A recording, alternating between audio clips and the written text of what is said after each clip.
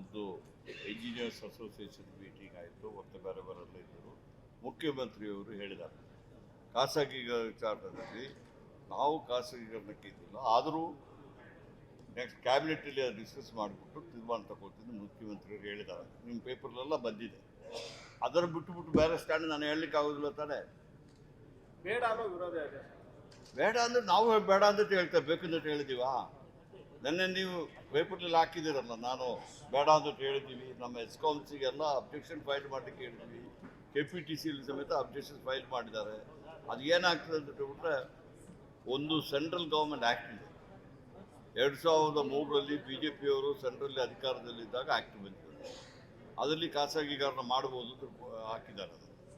ಅದು ಆ act central government ಅವ್ರದ್ದು ಇದಿದೆ, ನಮ್ಮ ಸೆಂಟ್ರಲ್ ಎಲೆಕ್ಟ್ರಿಸಿಟಿ ಅಥಾರಿಟಿ ಮತ್ತು KERC ಅವರು ನಮ್ಮ ಕರ್ನಾಟಕದ. ಈಗ ಅವರು ಟಾಟಾದವರು ಅವರಿಗೆ ಅಪ್ಲಿಕೇಶನ್ ಹಾಕಿದ್ದಾರೆ. ನಮ್ಮ ಸಂಸ್ಥೆಗಳಿಗೆಲ್ಲ ಅವ್ರಿಗೆ ವಿರೋಧ ಮಾಡಿಬಿಟ್ಟು ಈಗಾಗಲೇ ಅಬ್ಜೆಕ್ಷನ್ಸ್ ಫೈಲ್ ಮಾಡಿದ್ದಾರೆ. ಆ ಸ್ಟೇಜಲ್ಲಿದೆ ಅದು. ಮತ್ತು ಕ್ಯಾಬಿನೆಟಲ್ಲಿ ಏನಾಗ್ತದೆ ಅಂತ ಹೇಳ್ಬಿಟ್ಟು ತೀರ್ಮಾನ ಆಗ್ತದೆ ನನಗೆ ಗೊತ್ತಿರೋ ಹಾಗೆ ಕ್ಯಾಬಿನೆಟಲ್ಲಿ ಸಮೇತ ನಾವು ಅದಕ್ಕೆ ಏನು ಆಗ್ತದೆ ನಾನು ಹೇಳಲಿಕ್ಕಾಗೋದು, ಕ್ಯಾಬಿನೆಟ್ಲಿ ಬಂದ ಮೇಲೆ ಹೇಳ್ತೀನಿ.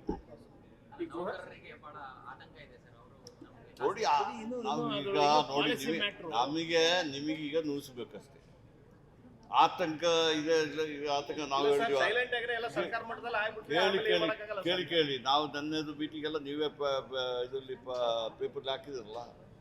ನ್ಯೂಸ್ ಹಾಕಿದವ್ರು ಯಾರು ನೋಡ್ರಿ? ನ್ಯೂಸ್ ಹಾಕಿದವ್ರು ಯಾರು? ಹೇಳಿದವರು ನಾವು. ನ್ಯೂಸ್ ಹಾಕಿದ್ರು ನೀವು ಹಾಕಿದಾರಲ್ಲ. ಆತಂಕ ಅಂತ ಹೇಳ್ಬಿಟ್ಟು ಎಲ್ಲ ಚಪ್ಪಳೆ ಹೊಡೆದ್ಬಿಟ್ಟು ಎಲ್ಲ ನಮಗೆ ಇದು ಮಾಡಿಬಿಟ್ಟು ತುರ ಎಲ್ಲ ಹಾಕಿಬಿಟ್ಟಿದ್ದಾರೆ. ನೀವು ಈಗ ನಿಮಗೇನಂತ ಹೇಳ್ಬಿಟ್ಟು ನ್ಯೂಸ್ ಈಗ ಲೈವ್ ಆಗಿಡಬೇಕು. ನಿಮಗೆ ಬೇಡವಾ? ಖಾಸಗೀಕರಣ ಮಾಡಬೇಕಾ ನೀವು? ನಿಮ್ಮ ಅಭಿಪ್ರಾಯ ಏನು? ಮಾಡಬಾರ್ದು. ನಮ್ಮ ಅಭಿಪ್ರಾಯನೂ ಅದೇ ಥರ ಇರ್ತದೆ. ಅದಕ್ಕೆ ಅಂತಿಮ ತೀರ್ಮಾನ ಕ್ಯಾಬಿನೆಟಲ್ಲಿ ತಗೊಳ್ತೀವಿ.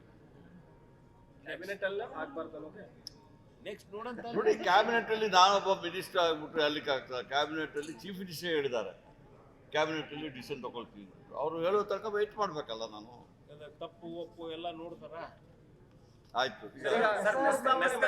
ಸರ್ ಮೆಸ್ಕಾಮಲ್ಲಿ ಸರ್ ಗುತ್ತಿಗೆದಾರರಿಗೆ 1 ಕೋಟಿ ಒಳಗೆ ಇರುವಂತಹ SC ST ಇವ್ರಿಗೆಲ್ಲ ಟೆಂಡರ್ ಕೊಡ್ತಾ ಇಲ್ಲ ಅನ್ನೋದು. ಈಗ ಫಸ್ಟ್ ಟೈಮ್ ನನಗೆ ನ್ಯೂಸ್ ಅದು. ನಾನು ರಮೇಶ್ ಬನ್ರಿ ಇಲ್ಲಿ, ನಮ್ಮ ಈ ಇದು ಹೇಳ್ರಿ, SC ST ಅವರಿಗೆ 1 ಕೋಟಿ ಒಳಗಿರೋ ಟೆಂಡರ್ಗೆ ನೀವೇ ಸರ್ಕಾರದಲ್ಲಿ ಮೀಸಲಿಟ್ಟಿದ್ರು ಯಾಕ್ರಿ? ಅವರು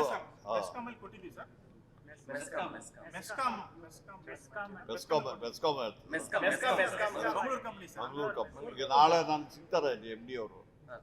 ನಮಗೆ ನಾಳೆ ಶಿವಮೊಗ್ಗ ಅಲ್ಲ, ಇವತ್ತು ಮಧ್ಯಾಹ್ನ ಮೇಲೆ ಈಗ ಶಿವಮೊಗ್ಗ ಹೋಗ್ತೀನಿ. ಅವ್ರು ಬರ್ತಾರೆ, ಕೇಳ್ತೀನಿ.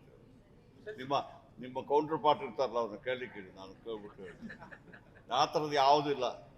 ನನಗೆ ಗೊತ್ತಿರೋ ಹಾಗೆ ಇವರು SC ST ಅವರಿಗೆ 1 ಕೋಟಿ ಕಡಿಮೆ ಕೊಡಬಾರ್ದು ಅಂತ ಯಾವುದೇ ನಿರ್ಧಾರ ನಮ್ಮ ಸರ್ಕಾರ ಅದಿಲ್ಲ ಅಂದ್ಬಿಟ್ಟು ನಾಳೆ ಮಧ್ಯಾಹ್ನ ಕೇಳ್ಬಿಡ್ತೀನಿ. ನೀವು ಹೇಳೋದನ್ನ ಕರೆಕ್ಟ್ ಆಗಿಲ್ಲ ಅಂದ್ಬಿಟ್ಟು MD ಅವರು ಬರ್ತಾರೆ. ಈಗ ಮೀಟಿಂಗ್ ಇದೆ ನೋಡಿ. SIR ಬಗ್ಗೆ ನಾವು ಕಾಂಗ್ರೆಸ್ ಪಾರ್ಟಿಯವರು ಭಾರಿ ಸೀರಿಯಸ್ ಆಗಿ ತಗೊಂಡಿದ್ವಿ. ನಮ್ಮ ಚೀಫ್ ಮಿನಿಸ್ಟ್ರು, ಇಂದಿನ ಚೀಫ್ ಸಿದ್ದರಾಮಯ್ಯರು ಮತ್ತು ನಮ್ಮ KPCC ಅಧ್ಯಕ್ಷರಿದ್ದಾರೆ. ನಮ್ಮಲ್ಲಿ ಬ್ಯೂಟಿಫುಲ್ ಆಗಿ ಮಾಡ್ತಾ ಇದೀವಿ. ಎಲ್ಲ ಕಡೆ ನಾವು ಮಾಡ್ತಾ ಇದ್ವಿ.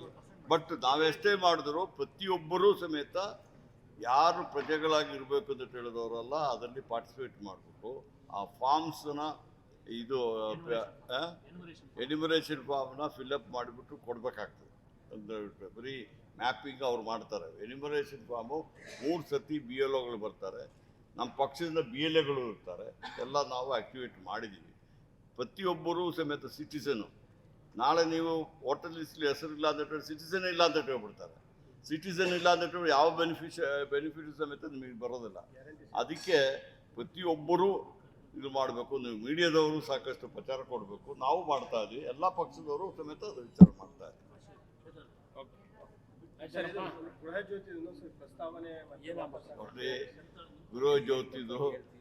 ಗೃಹ ಜ್ಯೋತಿ ಹೇಳಿದ್ವಿ. ಯಾವ ಗ್ಯಾರಂಟಿ ಇದೆ, ಎಲ್ಲ ಗ್ಯಾರಂಟಿ ಪ್ರೋಗ್ರಾಮು ನಾವು 5 ಗ್ಯಾರಂಟಿ ಪ್ರೋಗ್ರಾಮ್ ಜಾರಿ.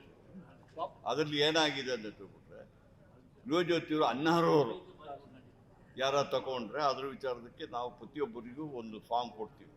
ಅದನ್ನು ಫಿಲ್ಅಪ್ ಮಾಡಿಬಿಟ್ಟು ಕೊಟ್ಟರೆ ಫಿಲ್ಅಪ್ ಮಾಡಿಬಿಟ್ಟು ನಾವು ಕ್ಯಾನ್ಸಲೇಷನ್ ಮಾಡ್ತಾ ಇದ್ದೀವಿ. ಅನರ್ಹರು ಅನ್ನೋದು ಯಾವ ತರ ಗುರುತು? ಅದು ಫಾರ್ಮ್ ಫಿಲ್ಅಪ್ ಮಾಡಿ ಬಂದರೆ ಗೊತ್ತಾಗ್ಬಿಡ್ತದೆ. ಒಂದು ಮನೆಯಲ್ಲಿ 2 RR ಇರ್ಲಿಕ್ಕೆ ಆಗೋದಿಲ್ಲ ತಾನೆ. ಮತ್ತು ಕಮರ್ಷಿಯಲ್ ಇದು ಕೆಲಸ ಮಾಡೋರಿಗೆ ರೆಸಿಡೆನ್ಸಿಯಲ್ ಬರೋದಿಲ್ಲ ತಾನೆ. ಆ ಫಾರ್ಮ್ಸ್ ಯಾರೆಲ್ಲ ಫಿಲ್ಅಪ್ ಮಾಡಿಕೊಡ್ತಾರೆ ನಾವು ಅವ್ರ ಅರ್ಹರಿಗೆ ಕೊಡ್ತೀವಿ. ಈ ಬಾಡಿಗೆ ಮನೇಲಿ ಇರೋರು ಸರ್? ಬಾಡಿಗೆ ಮನೆಯವರಿಗೆ ಕೊಡ್ತೀವಲ್ಲ, ಅದು ಆ ಫಾರ್ಮ್ ಫಿಲ್ಅಪ್ ಮಾಡಿ ಕೊಟ್ಟ ಮೇಲೆ ನಾವು ತೀರ್ಮಾನ ಮಾಡ್ತೀವಿ. ಯಾರು ಕೊಟ್ಟಾರಲ್ಲ 1 2 3 4 ಅಂತ ಹಾಕ್ಯಾರ, ಅವೆಲ್ಲ ಫುಲ್ಫಿಲ್ ಆದಪ್ಪ ಅಂದ್ರೆ ಆಟೋಮೆಟಿಕ್ ಏನು ಪ್ರಾಬ್ಲಮ್ ಇಲ್ಲ. ಈಗ ಯಾವುದು ಕ್ಯಾನ್ಸಲ್ ಮಾಡ್ತಾ ಇಲ್ಲ. ಈಗ ನಮಗೆ ಫಾರ್ಮ್ಸ್ ಬಂದ ಮೇಲೆ ನಾವು ಅದ್ರ ವಿಚಾರ ಮಾಡಿಬಿಟ್ಟು ಅನರ್ಹರಿಗೆ ಮಾತ್ರ, ಯಾರು ಕ್ವಾಲಿಫೈ ಆಗೋದಿಲ್ಲ ಅವರಿಗೆ ಮಾತ್ರ ಇದು ಮಾಡ್ತೀವಿ. ಯಾರು ಅದರ ವಿಚಾರದಲ್ಲಿ ಆತಂಕ ಪಡಬೇಕಾದ ಅವಶ್ಯಕತೆ ಇಲ್ಲ.